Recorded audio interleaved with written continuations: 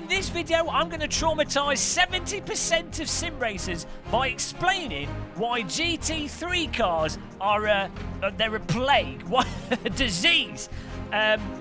Don't leave, because by the end of it, you might even agree with me. Welcome back to the Game of Muscle YouTube channel. Click that like button, click the subscribe button, and smash your foreheads on that bell. Or don't. It depends if you believe in free will or not. Now, to talk about the topic of GT3 cars, we've got Imola, we've got the Radical SR3, the real car with a 3, XX, the latest Radical SR3 by Radical, and the latest DLC in R Factor 2. Now, let's try and talk and drive. Let's try and make the racing as good as possible.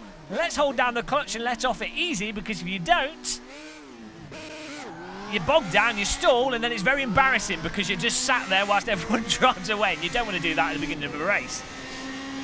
So, if you're new to sim racing, you probably you might not be aware, but it wasn't always the case that online servers were all GT3 cars.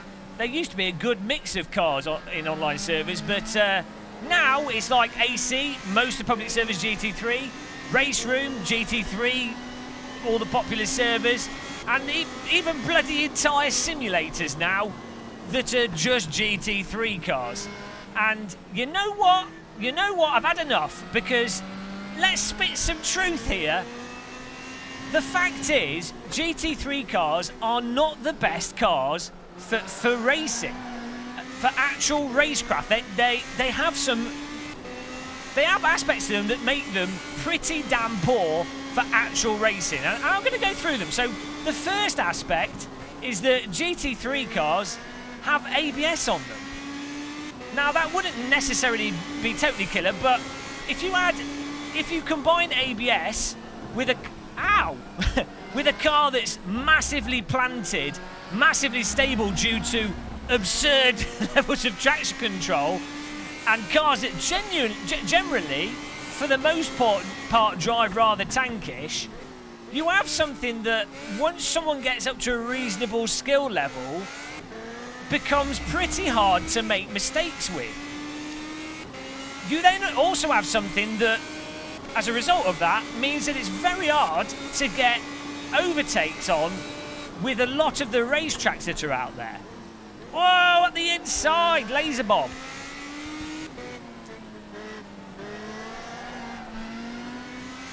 Now, I get it, the ABS and the traction control do make GT3 cars initially approachable. But, as you'll find, if you play more and more ACC, or you play more GT3 cars in Race Room, and you get within the sort of 1.5 to 2 seconds of pace, you will find that it just gets very hard to get overtakes and very hard to have. What? Nice move! Very hard to get good side-by-side racing action. Now, I know some of you will be like, oh, but endurance racing is just about driving consistent over long periods of time. Great! Do you know what? You also can drive consistent over long periods of time with other vehicles, so bad argument, don't make that argument. That was a preemptive argument destruction there. So, GT3 car, it just kills me, guys. The biggest reason why people are driving GT3 cars, outside of that initial accessibility, is the fact that people obviously know what a Porsche is, they know what a Ferrari is, they know what a Lamborghini is, and they're like, oh, I really want to drive a car that I know the name of. Ooh. It is basically just pure brand excitement. The irony is that the GT3 versions of those cars are absolutely nothing like the road versions of those cars, so kind of weird, but, you know, I get it. You know, Porsche, I love how Porsches look, I love how Ferraris look and sound, and, you know, they are really nice, great cars, but the point is, if you're playing a driving simulator, or in this case, Traffic Jam with Radical Simulator, what are you actually playing it for?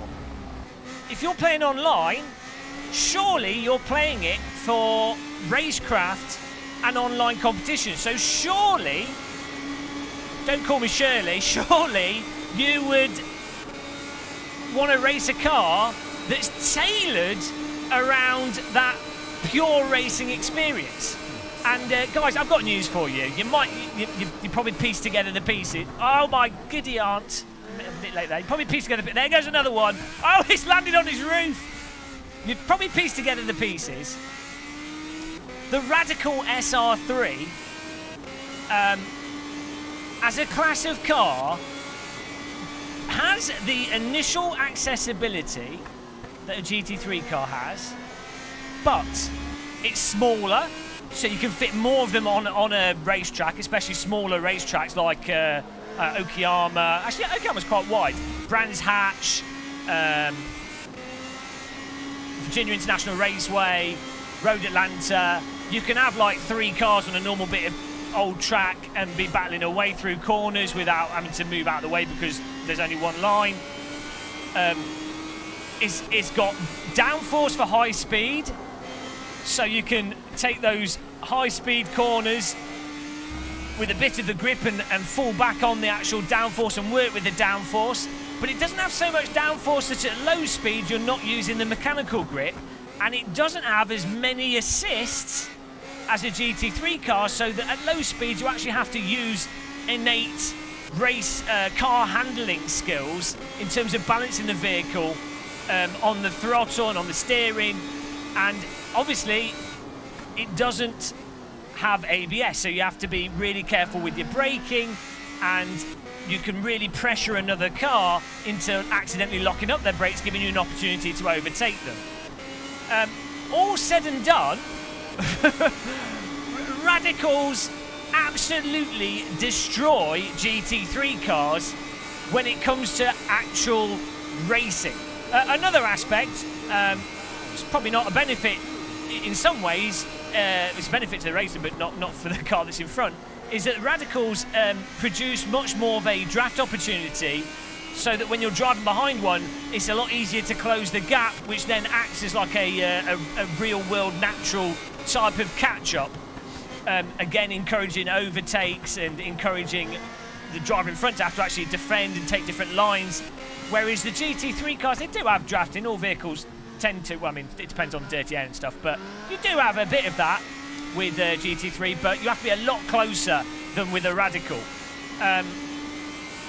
So, I mean, guys, the Radical is just a total dream for actual racecraft and actual racing.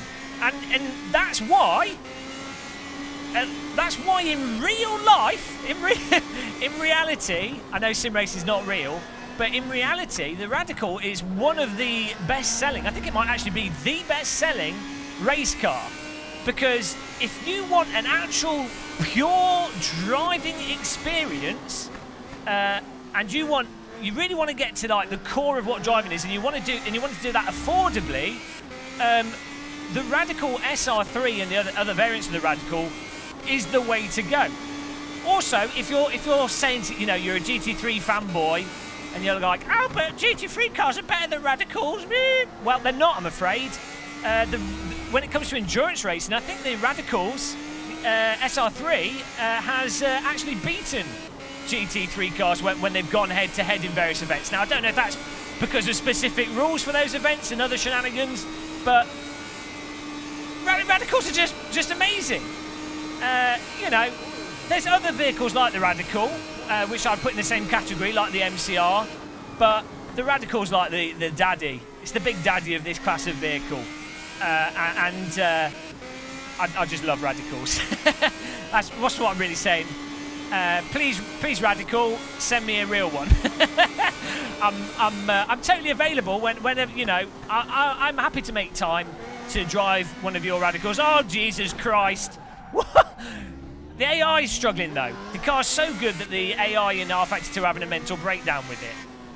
This is not as clean as I was hoping. I don't know. I've got the aggression set down a bit, so I don't know what's going on here. So talking about this, the XX Radical. For those of you curious, the XX version of the Radical basically just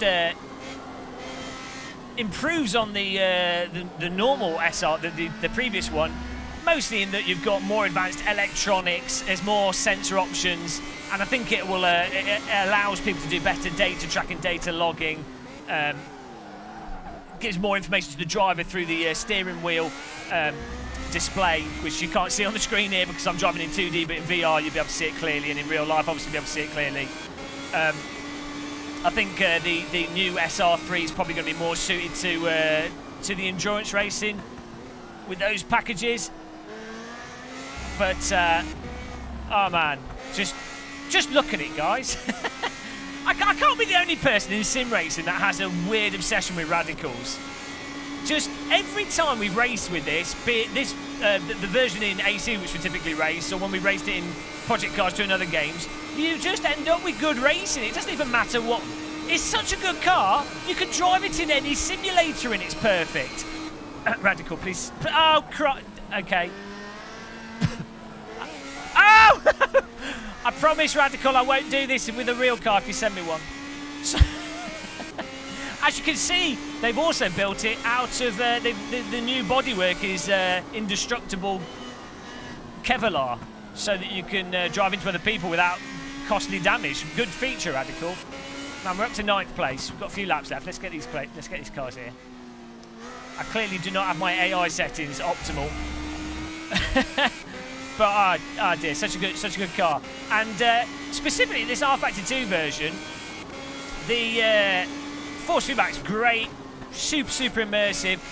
As I said in the previous video, a little bit more seat of the pants feel would be nice, but that raw connectedness feeling to the road and the stability you get from the downforce is all very clear through the force feedback. And as the road rubbers in, you can really lean on the tyres through the corners, which is really satisfying. If you watch the real-world onboards of Radicals in real life, there's some really good Nordschleife laps with the Radical. If you watch those onboards, it's bonkers the amount of grip the car has at speed, or just how nimble it is, how precise it is. Oh my God! Come on, AI. I mean, I punted him, that's my fault, but he can carry a lot more speed through there. This car just keeps giving. Like, you want a bit more, and it gives a little bit more. And then if you go over the limit, well, don't worry. If you know how to catch a vehicle, and you know how to balance the throttle, or you know how to counter steer, you're fine. You're sorted. You can get away with a little bit of overdriving. There's actually another awesome video on YouTube of a guy that I think he was like an ex-rally driver, and he's driving in Saudi Arabia, and he's literally driving an SR3 pure off-road all over the place and recovering it. He's obviously not doing fast laps, but the mechanical stability of these vehicles is bonkers. Come on, we're passing this guy.